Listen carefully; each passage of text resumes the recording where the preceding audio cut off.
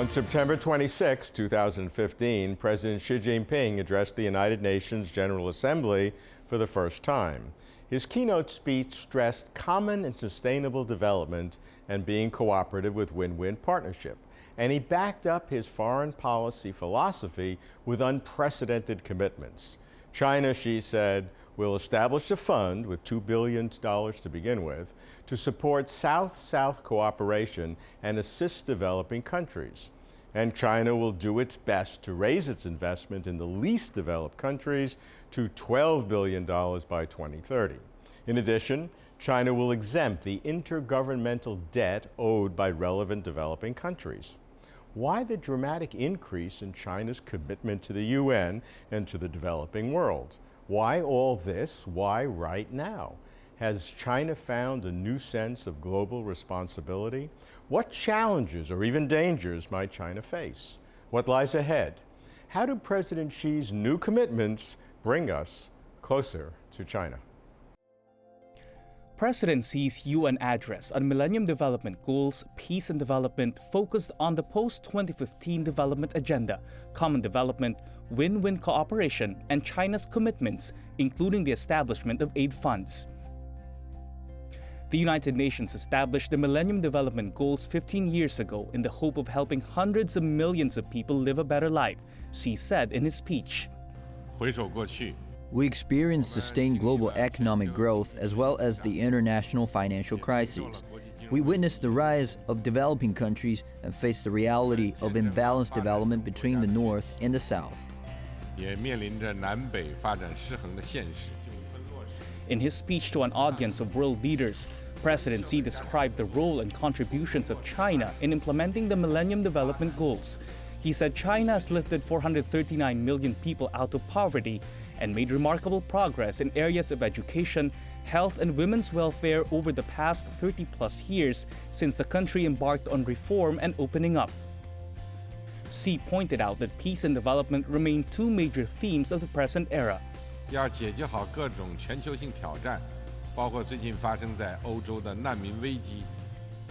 To cope with global challenges, including the recent refugee crisis in Europe, the fundamental way out is to seek peace and achieve development. In the face of many challenges and difficulties, the world must focus on the key issue, the development, stressing that only development can eliminate the root cause of conflicts, protect the basic rights of the people, and meet the people's yearning for a better life.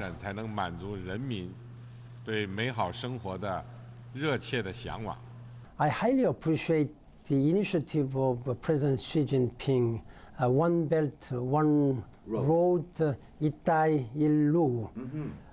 This will help in enhancing regional connectivity among Asia, Europe, and Africa and Middle East, covering at least 60 countries in those regions for common prosperity and common development.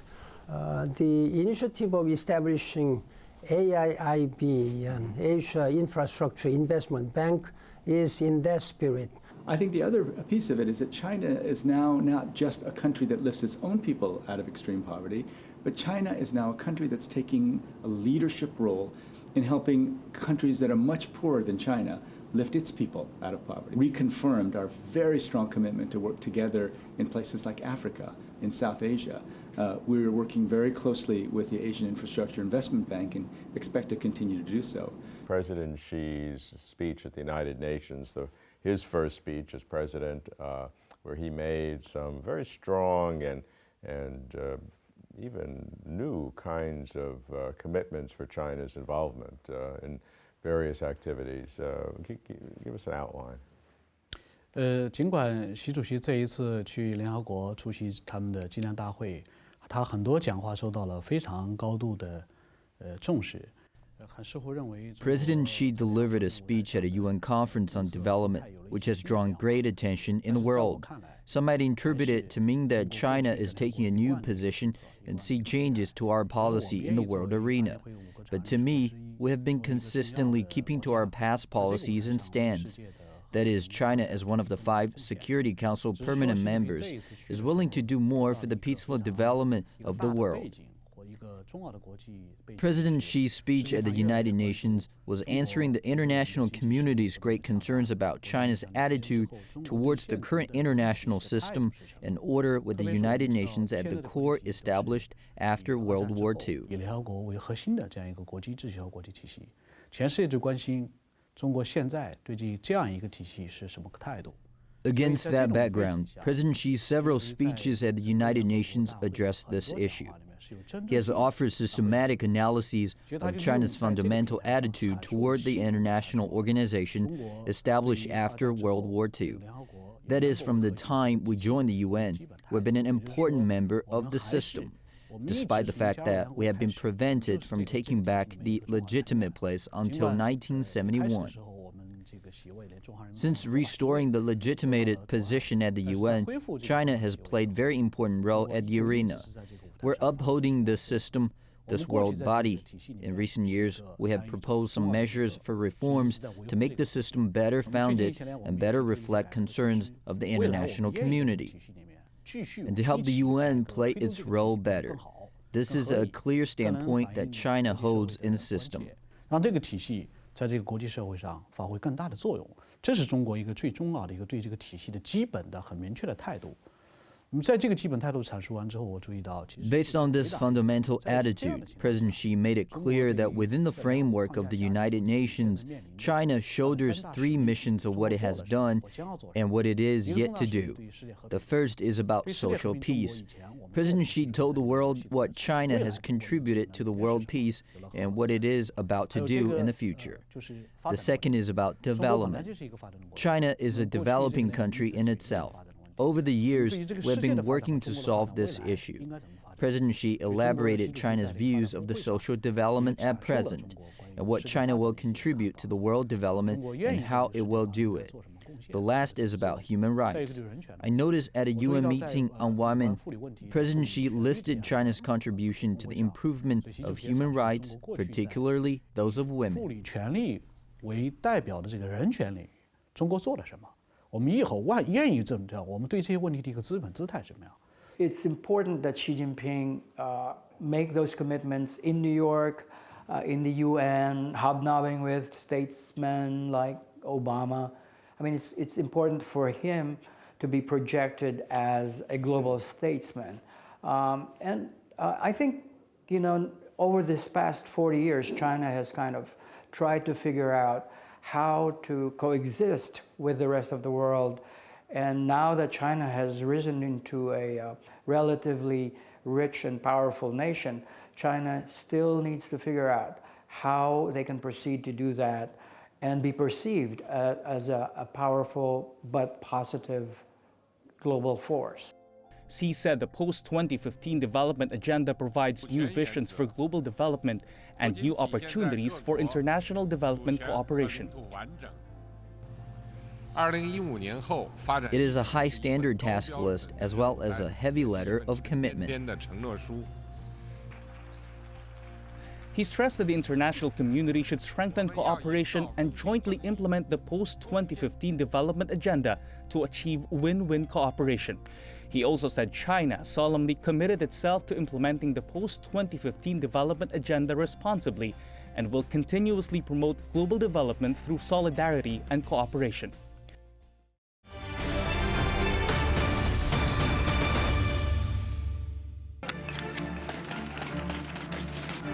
Uncovering the truth. We are on our way to Liari, one of the most dangerous districts in the city of Karachi. We were told that we're just about to cross the border between Malaysia and the Philippines. Going the distance to get the story. We meet the real people with real hope. For many young Thais, Muay Thai is one of the only ways to lift their families out of poverty. Behind every corner is a great story. Assignment Asia. Expect the unexpected.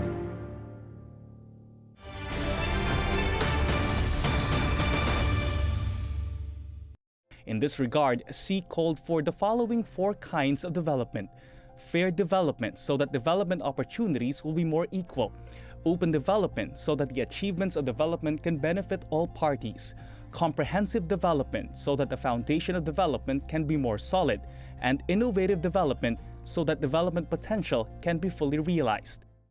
One of the hallmarks of President Xi's international philosophy, we saw at the UN speech, is this concept of common development. I know what the Chinese mean by that. I've heard that from many experts who are involved in it. But from a Western perspective, when scholars or media people hear that China is offering this common development, what type of reactions do you have? Common development, to most foreign ears, is a bit too vague. You know, it sounds like a slogan alone. Of course, we know what the Chinese mean or where it's coming from in China. It could mean many things, but I think for the Chinese, it's a way for them to show that China is ready to share its bounty, the benefits that they have acquired all these years, and it makes sense. I mean, I remember through the United Nations, I knew a lot of UN agency employees here who worked together to bring in development into China. China enjoyed grants, you know, expertise, concepts, new concepts. I remember, for example, Beijing in the 20 plus years ago had very little supply of cabbage, of vegetable, and typically they were cabbage at this time of the year. And then in came the United Nations Development Program, UNDP. And I remember my friend who used to work there told me how they actually brought in experts and together with the Chinese counterparts, put together a program where in the suburbs of Beijing, they started to plant, in a big way, vegetable plots in a modern way. And so now, as you know, we have a constant supply of a variety of vegetables, and that's what's thanks to what the UNDP brought into China. So I think the reverse now can be true. China can share a lot of its expertise, its experience, and its wealth, you know, its material and human resources, to do the opposite. Not just through the United Nations, but through the private sector. So that's how I interpret common development, that development can be shared. Those who have more should give more and help those who have less, and pursue such a good kind of strategy of common development. Xi put forward a 4-point proposal for the international community: building up development practices, improving the international environment for development, updating the partnership for development, and strengthening the coordination mechanisms for development. Xi called for enhancing development capabilities, saying different countries should formulate different development strategies according to their own national conditions. He called on all countries to work together to maintain international peace for the sake of development. Meanwhile, he said international financial institutions should step up governance reform, and multilateral development agencies should increase their supply of development resources. Xi proposed that the international community, while maintaining the role of South-to-North cooperation as the main channel, should work to deepen South-to-South and tripartite cooperation. Countries need to step up their macroeconomic policy coordination to avoid, as much as possible, negative spillover effects. And regional organizations should accelerate their integration process and build their overall competitiveness by mutually complementing intra-regional advantages. The United Nations should continue to play a leading role. I believe they have also provided a direct support to the government by way of providing them grants that have enabled us to build the basic infrastructure, the roads, electricity, health, and many other sectors. So I believe a pronouncement of this nature by the Chinese president will only enhance the participation of the Chinese private sector and also government intervention in supporting our development efforts. I think is a serious undertaking which Nigeria started benefiting from. For example, we have agreement with Chinese government in infrastructure, especially railways, from the south to the north, and they are again willing to help Nigeria in agriculture. So I think as far as Nigeria is concerned, what the Chinese president said, he meant it. We are already benefiting from it as a country. Critics charge that China's relationship with the developing world is amoral, in the sense that China doesn't care at all about the kind of government that the countries have. They have no involvement, no political strings that go along with the business or the aid, and that China has felt in the past no responsibility to deal with those, and very pleased to do business with whoever does business. Is that charge fair? 这种说法其实反映了中国和西方国家或者是国际媒体的一个看法上的差异，但是That understanding reveals the differences between China and the West and its media. China hasn't changed its position in terms of its foreign policy. We respect sovereign independence and territorial integrity. We do not interfere with others' internal affairs. These remain what we stick to. But on the other hand, in terms of our practices in diplomacy, we have made great adjustments as to what we do in particular cases. China has already contributed a lot to crises in Syria, Iraq, Iran's nuclear issue, and Libya, and etc.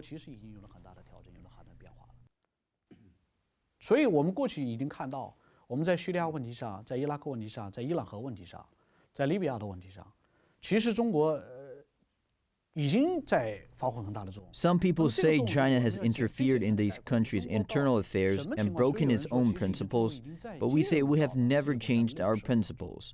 China did everything with certain conditions. Just take Iraq as an example. Our involvement is based on 3 conditions and for the purpose of resolving these crises. First, a mandate from the UN, where China is one of the permanent 5 Security Council members. So we offer peacekeeping forces or aid to those places only after we got an UN mandate. 所以，当有联合国授权的时候，那么中国作为一个联合国安理会常任理事国之一，那我们就按照联合国授权的去执行联合国授权的这个事。Second, we get involvement for the settlement of crisis under the request of the regional organization. Taking Sudan as an example, the United Nations mandated China, and the African Union asked and supported China for the settlement of Sudan conflict before and after Sudan was split into 2 countries. That's also the case in the Middle East. Without the request and support of the regional organization, such as the League of Arab States and Gulf Cooperation Council, we would not get involved in the affairs of the region. 非盟的支持，非盟也同意，而且希望中国去发挥这个作用，所以中国去了。比如在中东这些地区，我们看到黎巴嫩、看到叙利亚、看到伊朗这些问题，我们要看到当地的一个组织，比如说涉及到海湾地区的，肯定是海湾合作委员会要支持、同意中国、支持中国这个做法；涉及到阿拉伯国家的阿拉伯国家联盟，它支持中国这个做法，就地区组织。The third, of course, is the approval of the government of the countries concerned. Only those governments registered at the United Nations are recognized by the international community as a legitimate government. And only at the invitation of those legitimate governments can China agree to be involved in the settlement of problems concerned. The 3 conditions are what we have stressed for our involvement. And everyone without prejudice can see China has played its important role for the settlement of crisis. We participated in the 6 power talks with Iran on its nuclear issue in accordance of the 3 conditions. You may see we haven't broken our principles, but under the framework of the UN mandate, the regional organizations request an invitation of the legitimate governments we're willing to provide our efforts and help for the settlement of any problems. 我们还是希望尊重这些国家自主的选择，但是如果这3个条件允许的情况下，我们中国愿意提供我们自己的帮助。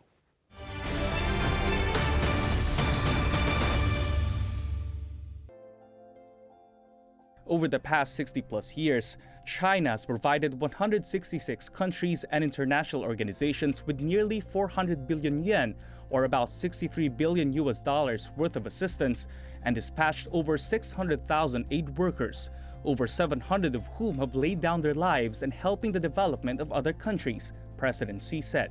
He said China will set up a fund with an initial contribution of 2 billion US dollars to support South-to-South cooperation and assist developing countries in implementing their post-2015 development agenda. Xi said China will also do its best to raise its investment in least developed countries, or LDCs, to 12 billion US dollars by 2030. In addition, China will exempt the debt of the outstanding intergovernmental interest-free loans due by the end of 2015 owed by relevant LDCs, landlocked developing countries, and small island developing countries, the president said. Xi also announced that China will establish an international development knowledge center to facilitate studies and exchange regarding theories and practices of development suited to each country's respective national conditions. Xi said the post-2015 development agenda provides new visions for global development and new opportunities for international development cooperation. I'm going to ask you a hard thing to do, and that is to put on your Western media skeptical hat, not necessarily representing your own views, but those of many of your colleagues in the Western media. What would be a skeptical analysis of what China has committed through President Xi at the UN to be involved in all these projects? How would you look at that if you're wearing a skeptical lens? Well, it could be perceived as yet another public relations offensive on the part of the Chinese, a smile campaign to kind of assuage any criticisms that China has been subjected to, say, towards its policy in Africa. You know, there have been books written which criticize China's experience in Africa as projecting China again as a new kind of colonialist power that is just intent to extract and exploit natural resources for self-serving needs, and not really to help the people in the region. So China I think, China needs to project its power, no doubt about it. The question is how.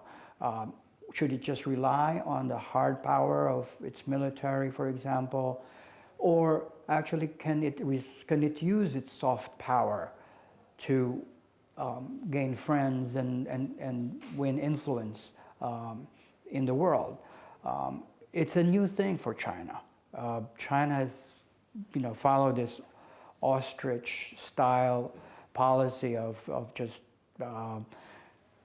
not being involved in the outside world.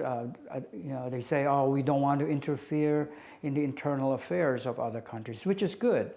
However, now that China is a global power, how do they do it without interfering in other people's internal affairs? How do they do it so that they are in fact welcomed instead of criticized for offering their aid?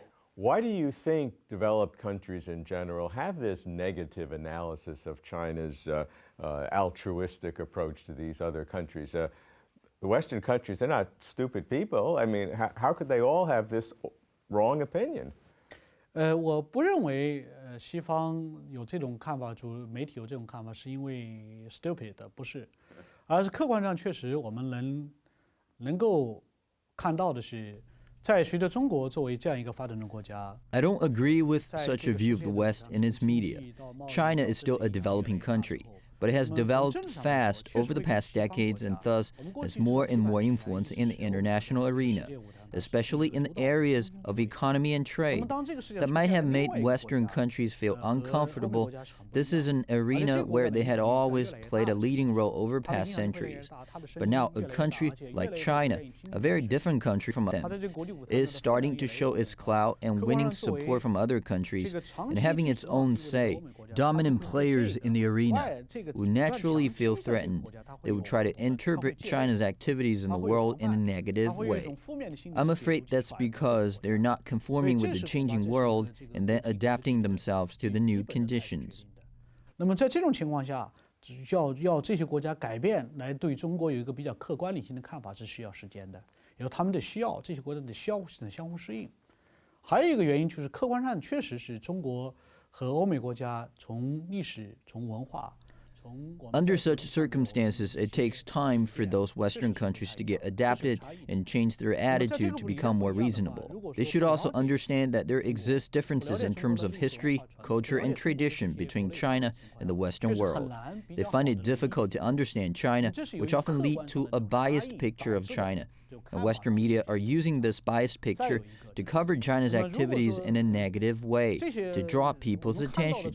If they interpret China objectively, chances would that sales of the papers may decline and audience ratings would fall. You see, market force plays its role for the media. They believe in the value of bad news and belittle the good news. That's one of the complicated causes that drive the Western coverage to where it stands today. But more important is their value, which is different from ours. So they judge China from their perspective and find China is not so attractive and well-behaved. They should better keep in mind that it is a world with diversity of cultures and traditions that determine different people have different values. Various values. You cannot measure them with just one ruler. You must think about the diversity of the world. Some reporters persist in their own value to deny other values that different people are cherishing. That might not be appropriate. 衡量的这个尺子，他拿这个尺子一来衡量来衡量中国的时候，他就会觉得中国很多表现没有那么好。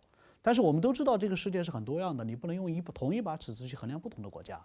而且你用你自己的价值观念去衡量那个国家是显然是不恰当，因为 When faced with a diverse world, they would show their narrow-mindedness. Of course, China should also adapt itself to the diverse world as we have more and more engagement in the world. We should get used to different voices and views and accept any scrutiny under the limelight from outside, since we stand this world arena. We should be well prepared for all the compliments and criticisms.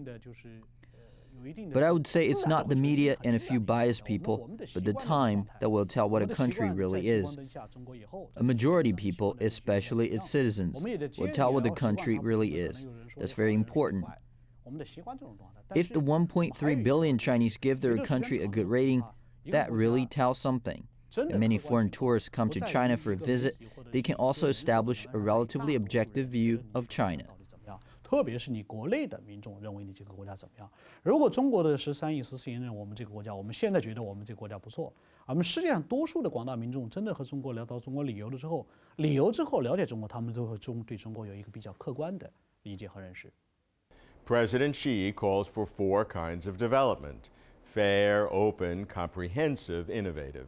In addition to China's financial commitments to the UN and to the poorest countries, China will establish an international development knowledge center to facilitate theories and practices of development suited to each country's national conditions. This way of thinking reflects China's own worldview, that while each country can learn from the experiences of other countries, each country must adapt principles and practices to its own unique situation. In this way, China seeks to reaffirm its own China model as the proper system for China and the one from which other developing countries can learn, but should not copy. It is historic that China now reaches out to the world with its ideas as well as its products. Such engagement is good for the world and good for China. China can contribute and should continue to learn. But the only thing constant is change. China has a rational strategy, but our world, sadly, is not always rational. Following China's outreach keeps us closer to China.